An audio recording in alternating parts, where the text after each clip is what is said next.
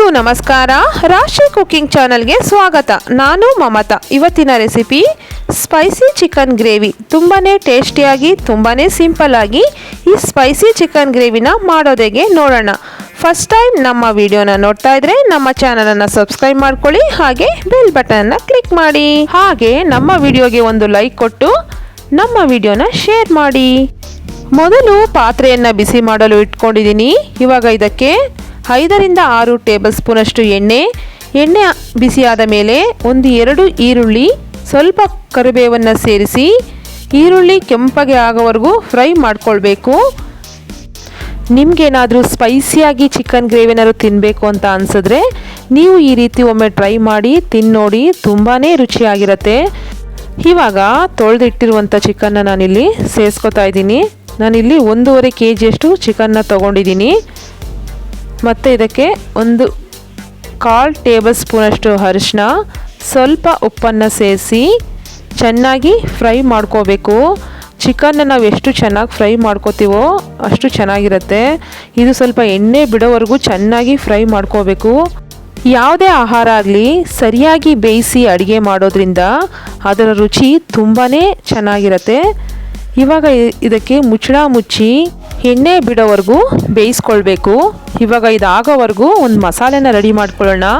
ನೋಡಿ, ಈ ಕಡೆ ಬಾಣಲೆನ ಬಿಸಿ ಮಾಡಲು ಇಟ್ಕೊಂಡಿದ್ದೀನಿ. ಅದಕ್ಕೆ ಸ್ವಲ್ಪ ಎಣ್ಣೆ, 15 ಹಸಿಮೆಣಸಿನಕಾಯಿ, 1.5 ಇಂಚಷ್ಟು ಶುಂಠಿ, ಒಂದು ಅರ್ಧ ಇಡೀ ಬೆಳ್ಳುಳ್ಳಿ ಹಾಕಿ ಫ್ರೈ ಮಾಡ್ಕೋಬೇಕು.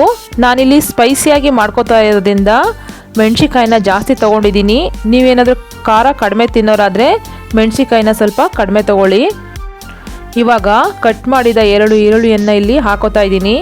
ಈರುಳ್ಳಿಯನ್ನು ಹಾಕ್ಕೊಂಡು ಸ್ವಲ್ಪ ಫ್ರೈ ಮಾಡ್ಕೋಬೇಕು. ನಾನಿಲ್ಲಿ ಬೆಳ್ಳುಳ್ಳಿನೂ ಕೂಡ ಜಾಸ್ತಿ ತೊಗೊಂಡಿದ್ದೀನಿ.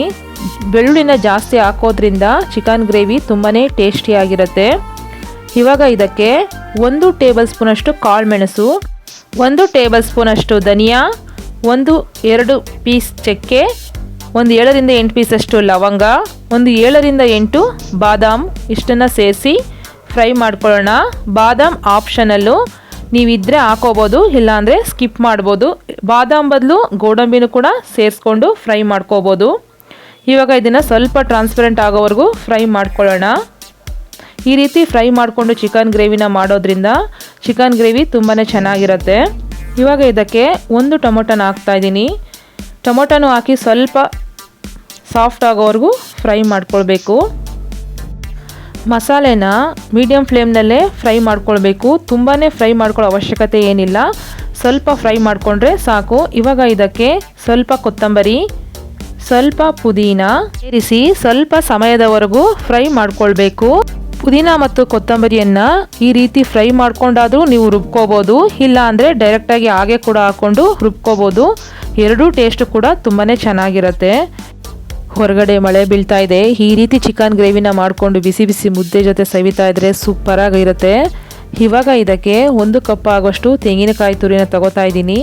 ನಾನಿಲ್ಲಿ ತೆಂಗಿನಕಾಯಿ ತುರಿನ ಜಾಸ್ತಿ ತಗೋತಾ ಇದ್ದೀನಿ, ಯಾಕೆಂದರೆ ಗ್ರೇವಿ ಜಾಸ್ತಿ ಮಾಡ್ಕೋತಾ ಇದ್ದೀನಿ. ನೀವು ಬೇಕಿದ್ರೆ ಸ್ವಲ್ಪ ಕಡಿಮೆ ತೊಗೊಳ್ಳಿ. ಇದಕ್ಕೆ 2 ಟೇಬಲ್ ಸ್ಪೂನಷ್ಟು ಉರಿಗಡಲೆನ ಹಾಕಿ 2 ನಿಮಿಷ ಫ್ರೈ ಮಾಡಿಕೊಂಡು ಫ್ಲೇಮ್ನ ಆಫ್ ಮಾಡಿಬಿಡೋಣ. ಈ ಫ್ರೈ ಮಾಡಿರೋ ಮಸಾಲೆ ಎಲ್ಲ ತಣ್ಣಗಾದ್ಮೇಲೆ ರುಬ್ಕೊಳ್ಬೇಕು. ಈ ಕಡೆ ಚಿಕನ್ ಚೆನ್ನಾಗಿ ಫ್ರೈ ಆಗಿದೆ. ನೋಡಿ, ಈ ರೀತಿ ಎಣ್ಣೆ ಬಿಟ್ಕೊಳ್ಳೋವರೆಗೂ ಚಿಕನ್ನ ಫ್ರೈ ಮಾಡ್ಕೊಳ್ಬೇಕು. ನೀರೆಲ್ಲ ಅಬ್ಸರ್ವ್ ಮಾಡಿಕೊಂಡು ಈ ರೀತಿ ಎಣ್ಣೆ ಬಿಡೋವರೆಗೂ ಚಿಕನ್ನ ಫ್ರೈ ಮಾಡ್ಕೊಳ್ಳೋದ್ರಿಂದ ಗ್ರೇವಿ ತುಂಬಾ ಚೆನ್ನಾಗಿರುತ್ತೆ. ಗ್ರೇವಿ ಎಲ್ಲ ಯಾವುದೇ ರೆಸಿಪಿ ಮಾಡಿದ್ರೂ ಈ ರೀತಿ ನಾವು ಚಿಕನ್ನ ಮೊದಲು ಫ್ರೈ ಮಾಡ್ಕೊಳ್ಬೇಕು. ಇವಾಗ ಇದಕ್ಕೆ ನಾವು ರುಬ್ಕೊಂಡಿದ್ದೀವಲ್ಲ ಆ ಮಸಾಲೆನ ಸೇರಿಸ್ಕೊತಾ ಇದ್ದೀನಿ. ಮಸಾಲೆ ಹಾಕೊಂಡ್ಮೇಲೆ ಸ್ವಲ್ಪ ಸಮಯದವರೆಗೂ ಚೆನ್ನಾಗಿ ಫ್ರೈ ಮಾಡ್ಕೊಳ್ಬೇಕು. ಈ ಚಿಕನ್ ಗ್ರೇವಿ ದೋಸೆ, ಇಡ್ಲಿ, ಚಪಾತಿ, ಪೂರಿ, ಪರೋಟ ಜೊತೆ ತುಂಬಾ ಸೂಪರ್ ಕಾಂಬಿನೇಷನ್ ಆಗಿರುತ್ತೆ. ಮತ್ತು ಗೀ ರೈಸ್ ಜೊತೆನೂ ತುಂಬಾ ಚೆನ್ನಾಗಿರುತ್ತೆ ತಿನ್ನೋಕ್ಕೆ.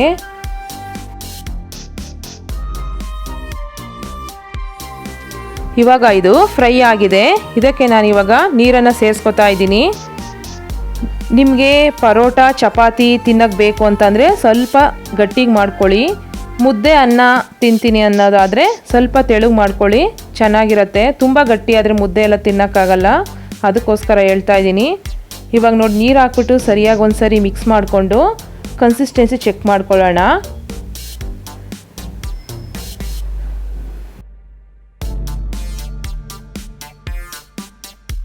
ಇವಾಗ ನಾನಿಲ್ಲಿ ರುಚಿಗೆ ತಕ್ಕಷ್ಟು ಉಪ್ಪನ್ನು ಸೇರಿಸ್ಕೊತಾ ಇದ್ದೀನಿ. ಉಪ್ಪನ್ನು ಸೇರಿಸಿ ಸರಿಯಾಗಿ ಒಂದ್ಸರಿ ಮಿಕ್ಸ್ ಮಾಡಿಕೊಂಡು ಪ್ಲೇಟ್ ಮುಚ್ಚಿ ಒಂದು 10 ರಿಂದ 15 ನಿಮಿಷ ಕುದಿಸ್ಕೊಳ್ಳೋಣ ಇದನ್ನು.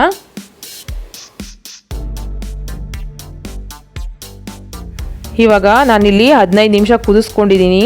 ಈ ರೀತಿ ಸುತ್ತ ಎಣ್ಣೆ ಎಲ್ಲ ಬಿಟ್ಕೊಂಡಿದೆ. ಪೀಸ್ ಎಲ್ಲ ಬೆಂದಿದೆ ಅಂತ ಚೆಕ್ ಮಾಡಿಕೊಂಡು ಫ್ಲೇಮ್ನ ಆಫ್ ಮಾಡ್ಕೊಳ್ಳಿ.